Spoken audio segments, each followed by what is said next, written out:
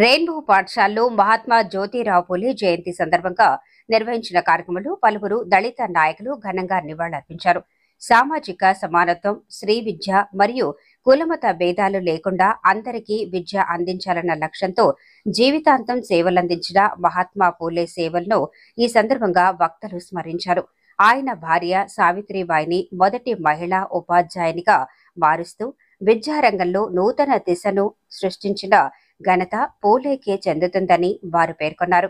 ఈ కార్యక్రమంలో రెయిన్బో పాఠశాల కరెస్పాండెంట్ చిట్టిబాబు, దళిత నాయకులు భీమా, తాటి వెంకటరమణయ్య, పచ్చ మధుసూదన్ రావు, బట్ట విల్సన్, లఘుతోటి వెంకట్రావు, దాసు, కాకాని, చిన్న మస్తానయ్య, పొంగులూరు జనార్దన్, లక్ష్మణ్ రావు, మాదిరి శ్రీనివాసులు తదితరులు పాల్గొన్నారు.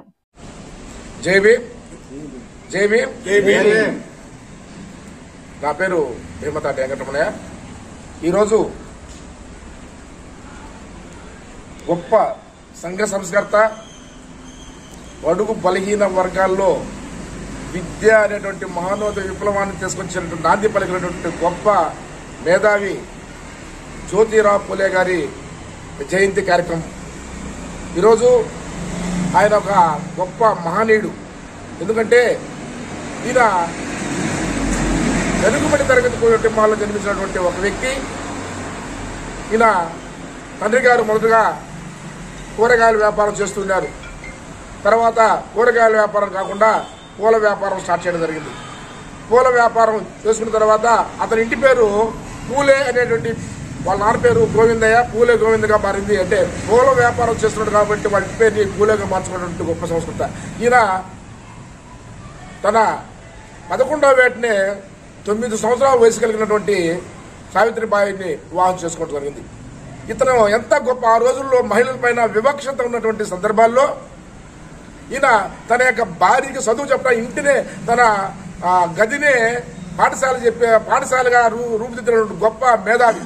మొదటగా తన భార్యకు విద్యాభ్యాసం నేర్పించి ఆమె ద్వారా సమాజంలో ఉన్నటువంటి మహిళలకు విద్య నేర్పించాలని మొట్టమొదటిసారిగా మహిళలకు పాఠశాలను ఏర్పాటు చేసినటువంటి గొప్ప మేధావి మన జ్యోతిరావు పూలే గారు.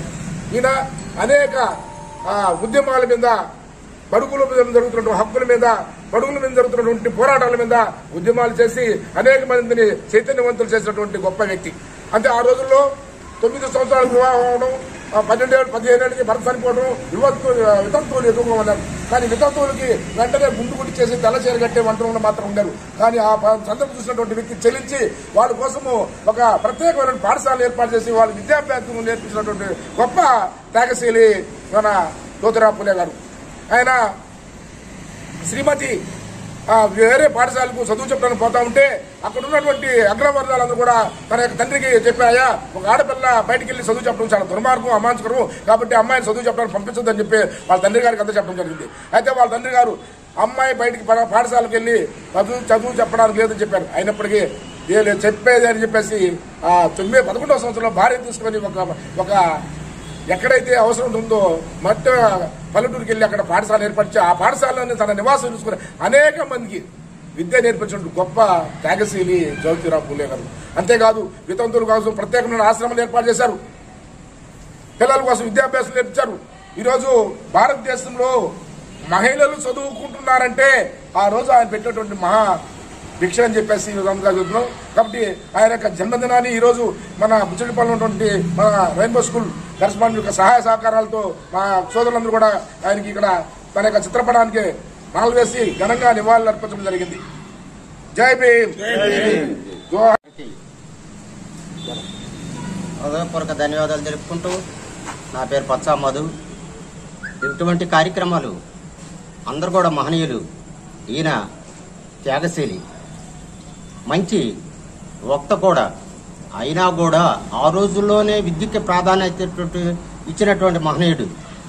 అటువంటి వారంతా కూడా, మేధావులంతా కూడా ఒకసారి గుర్తుంచుకోండి, ఏప్రిల్లోనే వాళ్ళ జయంతులు జరుగుతున్నాయి.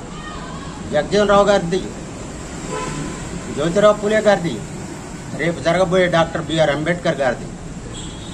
ఎందుకో మరి ఆ నెలలోనే ఇవన్నీ కూడా మంచి వారికి ఒక శుభ పరిణామం. అందువలన వీళ్ళు తయారు చేసినటువంటి ఎంతో మహనీయులు ఈరోజు పై స్థాయిలో ఉన్నారు.